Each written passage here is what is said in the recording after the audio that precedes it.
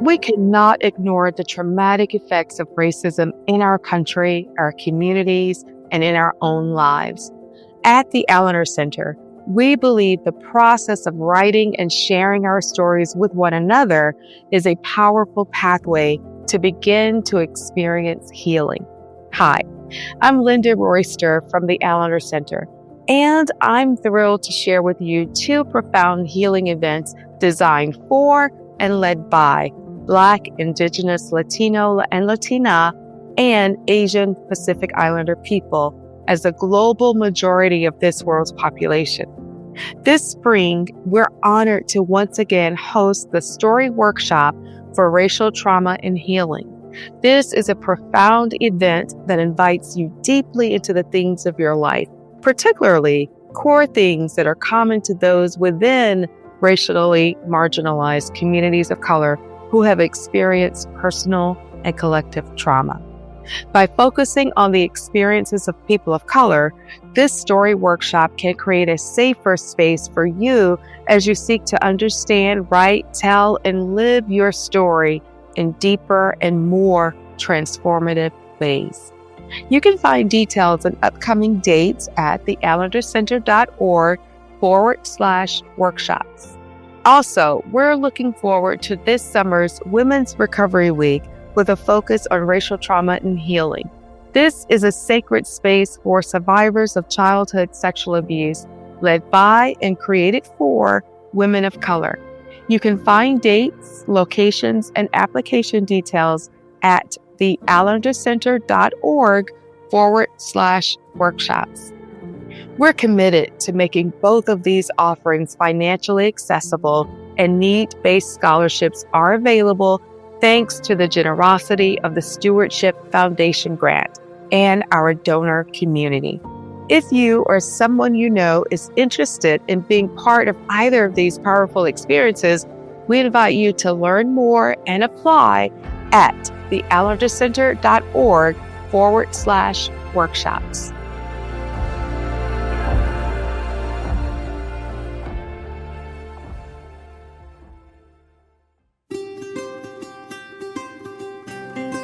Thank you for listening to the Allender Center podcast. I'm Dr. Dan Allender. And I'm Rachael Clinton Chen. We're fiercely committed to providing hope and healing to a fragmented world. And restoration for the heart. Thank you for joining us. Let's get this conversation started.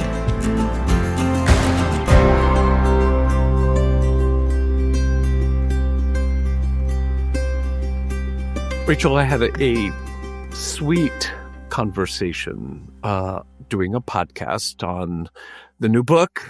And this lovely woman, I had listened to her podcast before, Heather Creekmore, who has a podcast called Compared to Who. And she does a lot of work on eating, body image. And she asked me a question at pretty much the end of our interview about how much shame there seems to be with regard to sex and food. And asked me to spend a few minutes talking about that. And I don't know why, at least in my mind, we've not done a conversation. We've talked about shame, we've talked about sex, we've talked about food, but not the three together. So let's just say, is this a sort of trigger warning I'm offering? I doubt it, but at least for our audience to know, it's really a very important topic, because when I think about the reality of my life, let alone the clients I work with, there often is an intersection of shame with regard to those two realities of our way of being in the world. Mm-hmm. So as we launch, I'm so curious what your thoughts are as we begin this discussion. Well, yeah, I mean, ultimately, when you sent me the email, hey, what do you think about having a more comprehensive conversation on shame and sex and food? I thought, absolutely not. I don't want to have that conversation. And I had to kind of pause and go, yeah, I felt I felt the like, oh, that's like wading through a swamp with the amount of shame, the amount of assault, the amount of like systemic evil realities, and then wildly the ways that intersects it with our bodies and stories in really particular ways. So yeah, there was something in me that was like, oh yeah, this feels like an important conversation. I don't want to do it. Let someone else do it. Why don't you just do it by yourself, Dan? Yeah, you can just go solo on that. You can just have that one with yourself. Well, but I'm here. I think as we at least orient our listeners to our own ambivalence, therefore connecting that there may be some degree of ambivalence on your part to hear two podcasts, actually, because the way we've framed it is it's important to know what the war is without any, shall we say, effort to create a kind of, it doesn't have to be this way. But that's how we enter into this. It is huge. It's important. But there's such potential hope involved, but it also requires, can we talk about why there is such a war in this intersection of our sexuality and the issue of food? And I know from one standpoint, obviously, sex and food is our primary means of how we sustain and perpetuate our being. That's right. It's kind of like already it's pretty having core to name that it's where life begins. And virtually every day when we break our breakfast, and we start a day, in one sense, with the necessity for nourishment to sustain life. Now, whether you're doing intermittent eating or not, you're still going to eat at some point. Even if there is irregularity of fasting, it is not turning away from food, but beginning to engage a deeper desire that indeed food wakens. And again, we do not live on bread alone. As we know, bread becomes such an important category for life sustaining, but also as a metaphor for so much more. And so when we say it sustains and perpetuates our very life, it's both the fact of it, but also what it represents in a larger sense. Mm-hmm. Absolutely. It's also like sex and food, apart from just being necessary for both like birth and sustenance, are also ways in which we get to receive comfort and soothing of our bodies. And I see in your, like, even in your language, I think about the ways you've taught me, like from the womb, not just like someday down the road, but in the very womb. I remember having a conversation with a woman who was a physician, OBGYN, and again, the context is less important than the conversation itself. And she was talking about how many people don't fathom that their in utero child is actually largely through the process of gestation, taking their fingers to what brings a degree of comfort. And I'm like, what? What are you talking about? And she said, well, aren't you aware that all children either have their fingers in their mouth, because there are more nerve endings in your mouth than any other part of your body, except, and I had that sense of like, what? No. Don't tell me that my child was masturbating in the womb in preparation for the discomfort and exit and then entry into a fallen world. And I'm like, well, it makes sense. We have more nerve endings in our penis or clitoris and in our mouth and our taste buds than any other part of our body. Nothing awakens the intersection of dopamine and pleasure, but also a sense of, again, the bonding biochemical oxytocin, Mm. but as Mhm. well the intersection with serotonin, and that is our mood biochemical. So our body not only needs the sustenance to be able to move into being and life, but we needed comfort and we needed soothing. Frankly, Mhm. we needed pleasure, Mhm. even in the womb. So when we begin to actually go, yeah, no, there already is a whole lot of life uh, intersecting our primary sexual body parts and our mouth in terms of food.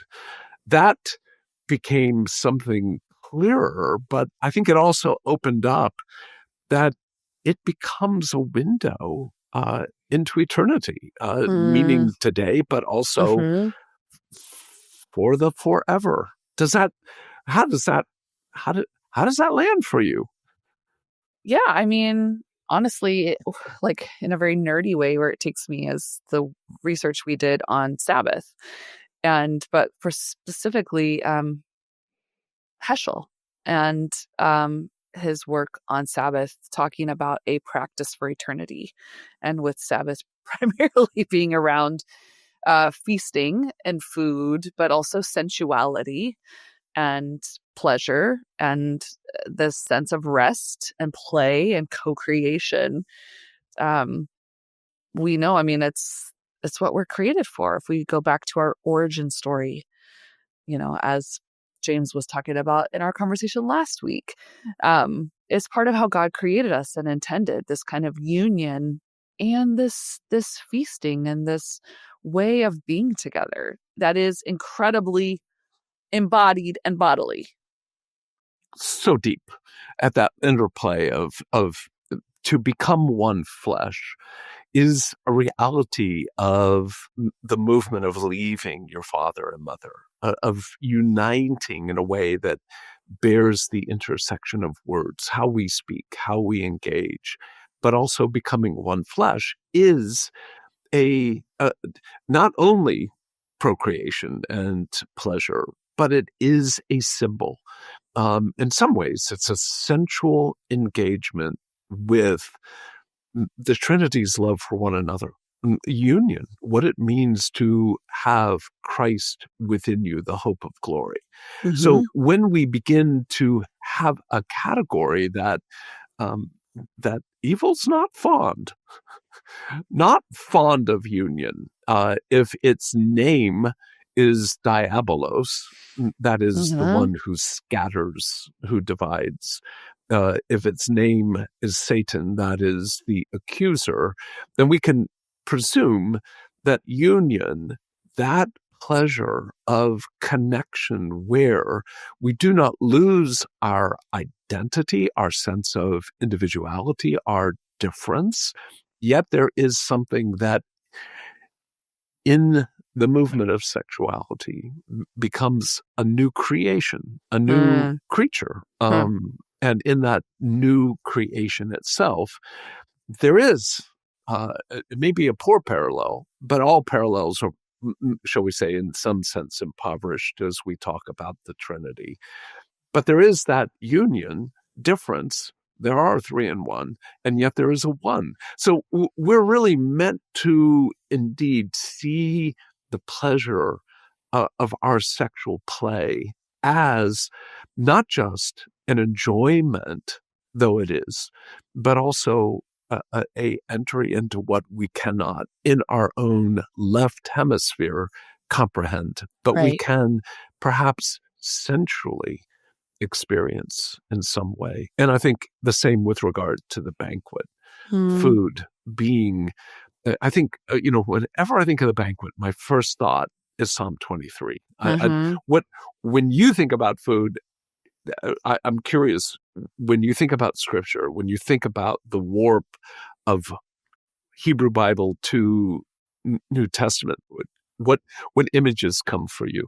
Well, too, certainly he'll prepare a feast for me in the presence of my enemies. And again, because we have such an individualistic mind frame, we often picture ourselves at a table alone in the presence of our enemies. But a feast involves community and connection and, togetherness. But I also think about the Eucharist, and I think about the body and blood of Christ and this feast that the followers of Jesus are invited to, which is quite absurd, to feast on God's body, to take in God's body as a way of sustenance and, like having empowerment to follow Jesus.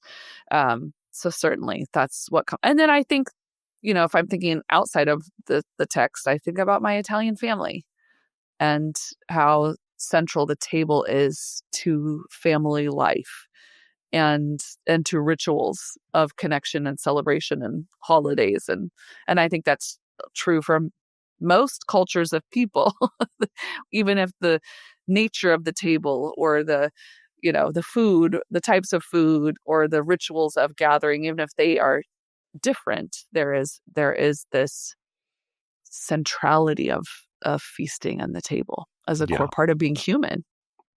Well, there is, in one sense, in naming those two, and that would be my two as well, the Psalm 23, but also the Eucharist, and the fact that when Jesus suggests that you will need to eat my body and drink my blood in John 6, many disciples at that point departed. It was too, shall we say, egregious, too incomprehensible to think about the implication of what he's inviting us to.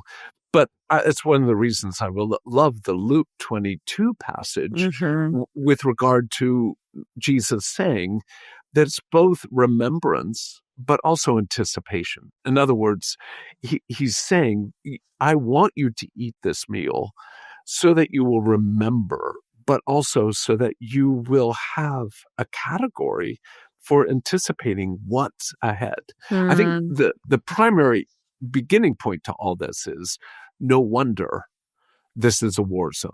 That's right. And if sex isn't a war zone for you, well, welcome. You actually probably never had to exit Eden. And if food is not an issue, remarkable. But I think there is for many, many people a sense in which there's a war with food and a war with sexuality. And I love the fact that you have that image of the sweetness, the wildness, the glory of what you've described, at least, of the intensity of taste and conversation, at times even conflict amongst your Italian family. I think of it, unfortunately, within the narrowness of an only child with a deeply troubled mother and a very passive father. And so the image of food, it's interesting that in the context, friends are now reading, the Deep-Rooted Marriage and now talking with me about what they knew of me, but also now know more as a result of reading the book. And I had dear friends say to me, we did not realize the war you've had with food, but we've always known you've had a war with your body with regard to food. And we've just never made, in one sense, the linkage between, like Becky would say, how many different, not just diet, but how many different ways of trying to approach food have you had over a lifetime? And it's like madness, just like looking at the debris of body image, the debris of eating has this long history with food. How would you say that for yourself? Yeah, it's a great question. In many ways, my war with food is more trauma related, it's all trauma related, but more the sense that my body does not digest food well, and it hasn't since childhood because of what we've learned about the ways in which the body is, why our gut, and our nervous system, how connected they are. So I feel like certainly I'm much more of an emotional eater than I ever thought, in the sense that I really look to certain foods to give me dopamine. And when they're not available, I can feel my mood shifting. But where I also go um, is, so like I have chronic heartburn, and for long seasons of life, I had chronic constipation. So just like a disordered way of my body receiving food, but like you have to keep eating anyway. And so like that feeling of a breakdown. And I think where I also go is it can be so easy for us to come to this thinking about our bodies as the starting place of this war. I think it's the battlefield.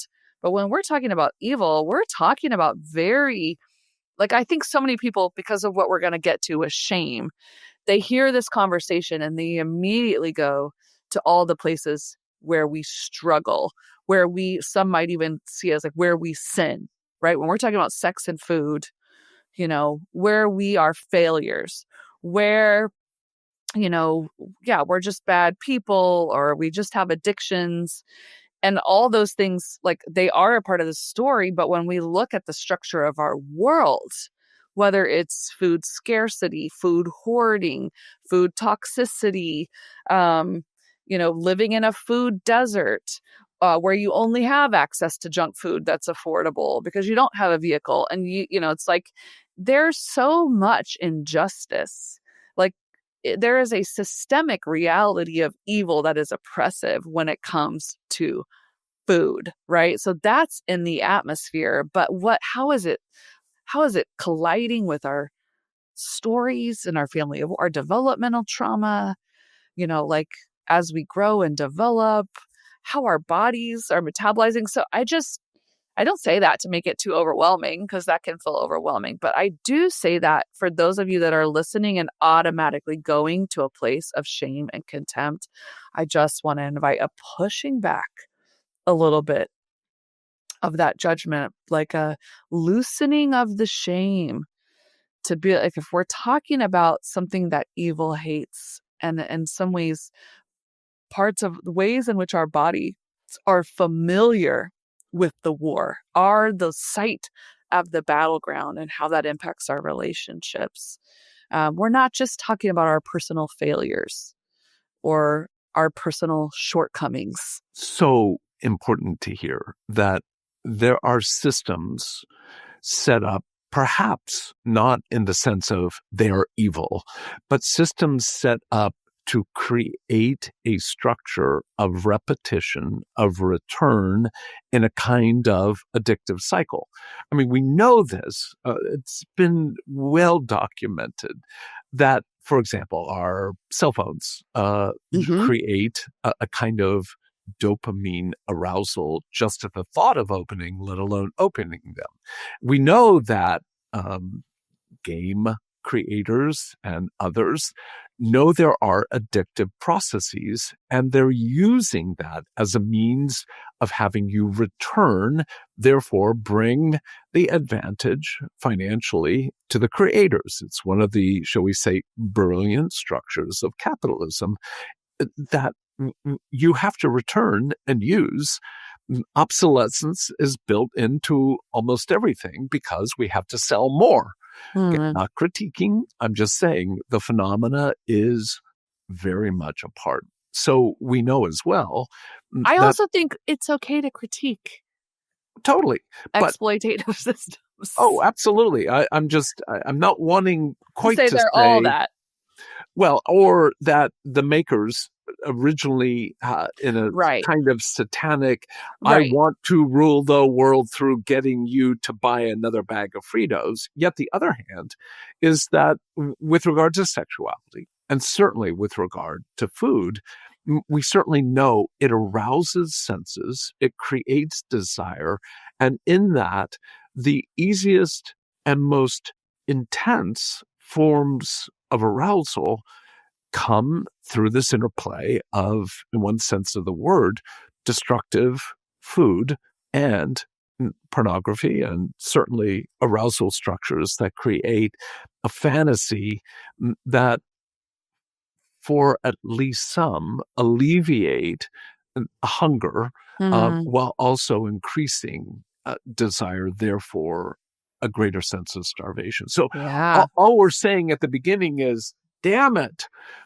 this is a war zone. And it has to be heard that it isn't just those who struggle with eating disorders. Or, again, I want to say, I don't know anybody who has what I would call just a holy body image. But all that to say, food and how our bodies experience food and the aftermath, let alone sexuality, when we start talking about the obvious statement of sex sells. I mean, it's Mm. just been Uh-huh. a line uh, presumed as the basis of drawing people into the metabolization of desire. So this ground of sex and food, I think we've established well enough, is a freaking war zone. What's your sense of, as we move to the topic of shame in this realm? Well, I think you're the person who said this in my notes. Is just in many ways like shame is the currency. Shame and contempt are the currency of evil. Certainly other, degradation, like there's tools, but like this is what the return on investment is, right? Um, and I just think about how shame ultimately invites us to turn our face away from God, from each other, and even from ourselves, right? Like Yes. just this deep sense of like my experiences of where I have experienced the most profound shame. It's literally like the visceral feeling is like, if I could find a way to disappear, to evaporate, to cut a hole in the ground and fall through it, to not be Regime. seen, but to not exist, right? Like there's such a death dealing power to shame. And again, like we're talking about the shame that comes through violence and abuse and oppression and harm and really ultimately sin. Um, and yeah, so I think about the body, that these food and sex again are so central to our bodies. And yeah, I mean, everything we put words to. So I feel like actually a lot of grief as we step into talking about shame. And I feel the rattling of my own places, which is probably why I had a lot of ambivalence about wanting to have this conversation. And again, we'll step into it with the reality that if you've escaped shame with regard to your body and food, or your body and sexuality, it is more than likely that what you have done is become to a degree shameless, Hmm. that you haven't so much healed or recovered, because the grief you just put words to, I think, is indicative that we still struggle, but there has been enough movement that you are not stultified, Mhm. not shut down, but you're actually able to feel that sense of loss Yeah. for what it has brought. Yeah. I know, as Becky and I talked about sexuality in this particular podcast, and she was saying, just the simple sentence when she said, "Are you going to talk about how sex has changed as we rise into the realm of being truly senior citizens?" And I'm like, no. She said, "Why, though? Such a strong response." Well, I'm grateful for our play, but our play doesn't hold the same capacity, same level of pleasure, same level of meaning. It's like getting up in the morning. I don't bound down the stairs in the way that I might have in my 20s, 30s, 40s, 50s, maybe even 60s. Mhm. And in that same sense, there isn't the same freedom.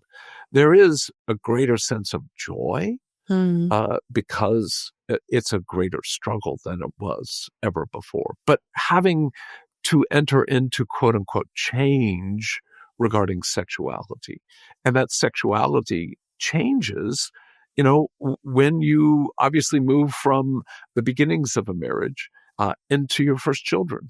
And then the changes that come as you move into perimenopause. And then as you move into all sex changes in every season of life. And yet, how often do we, and like for example, how often have we addressed this, in our podcast? That's or even in our trainings. Right. So, when we begin allowing ourselves to enter into, oh my gosh, with shame and that sense of exposure of something raw, naked, and bad wrong. So you can't even find language to tap into what's experienced in the body when shame is there. When I overeat, or when I mishandle food or drink, there is a sense in which there is an effort to fill, but in the effort itself, it exposes the emptiness. So when any food or sex becomes a means that I would use the word idolatrous, when it becomes a means by which I really am trying to replace the first commandment, trying to replace the fundamental stance of existence of, I have a hunger that will never be met fully until I'm with him. Yet that hunger is really meant even now to be a bonding, a connecting with others, being able to eat. In the case of my marriage, a intersection of our bodies that even with their frailty is meant to bring a sense, again, of not just pleasure, but anticipation. So all that to say, it's so much easier to just give in to judgment and to contempt.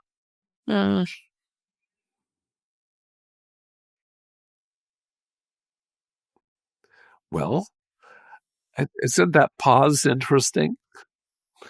Yeah, isn't that pause interesting? What was happening for you in that quiet few seconds? Well, I actually think because of what you were sharing about aging and sex, like it was actually opening up new. And you mentioned perimenopause. Nobody talks about perimenopause or menopause. Like that's not something we get to talk about as women from like public platforms, unless you're like a doctor or, So I think it was more like new categories of places where I actually am wrestling with shame and heartache that I haven't had the time and space to put language to. So I think I wasn't like traumatized. I just was more, new realities were opening up of places to be curious about, or places where maybe I'm under judgment and have contempt that I haven't been as aware of, or where I'm wrestling with shame that are new. They're new territories. I mean, you listed a whole bunch of things, and I'm like, I have a 2.5-year-old, and I'm likely entering perimenopause. So there's a collision of things that are also like, okay, yeah, that's a lot. That's a lot. So yeah, I mean, it's back to so much of what I think we long for is like, is there one thing we can, like, will we ever be free? And your sense of like, there will be a hunger in us for wholeness until we are with God that is unmet. And there is more freedom for us. There is more healing for us. There is more, as you said, joy and anticipation. So I wasn't feeling like, oh no, I feel despair now. I just was thinking, oh, I'm never really going to arrive at a place where whatever hard-won freedom I've tasted is like enough for tomorrow. Well, one of the benefits, and we know this, of just having the privilege of having a conversation like this is that Becky asked, prior to our doing this, like, what are you going to talk about? Oh, sex and food. And because it's been for us, particularly food, such a war. She's like, are you going to talk about the baked potato? And I'm like, I've talked about the baked potato before. And I'm like, but like, are you serious? we've got to have a conflict over whether a baked potato is actually done or not. And to know that even moments where after 48 years of marriage, our sexual desire is hardly ever equal at the same time. Mm-hmm. And just the disparity of when she is more amorous, and I'm like, I'm tired,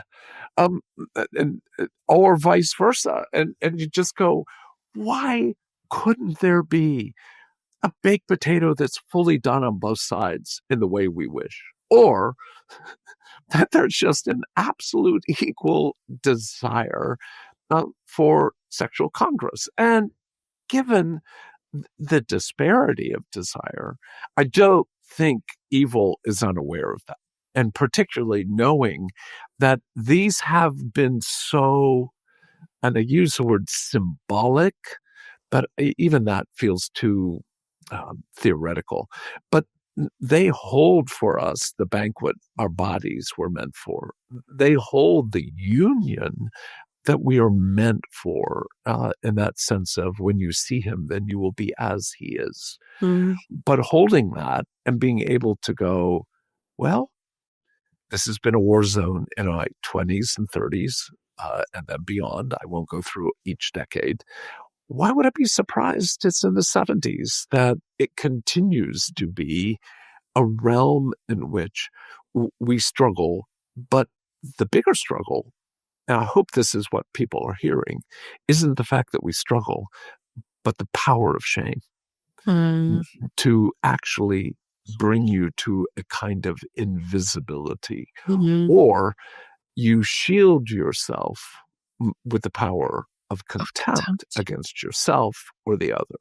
And in that, we've got to disrupt the power of shame and contempt in these specific areas. And that's what we want to launch into next week. Stay tuned.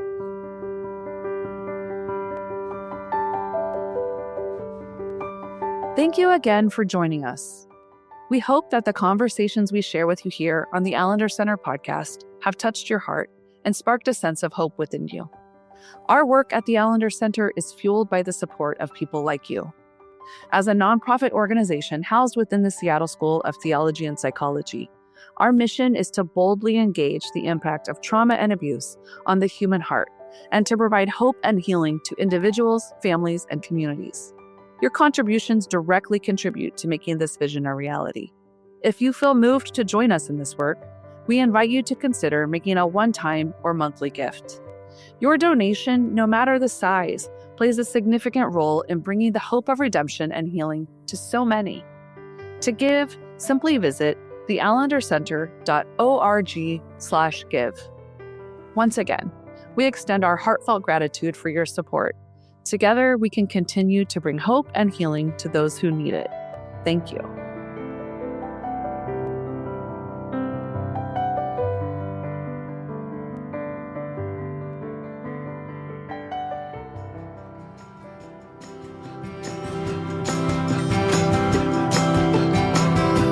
The Allender Center podcast is produced by the Seattle School of Theology and Psychology. If you'd like more information about the Allender Center, you can look at theallendercenter.org.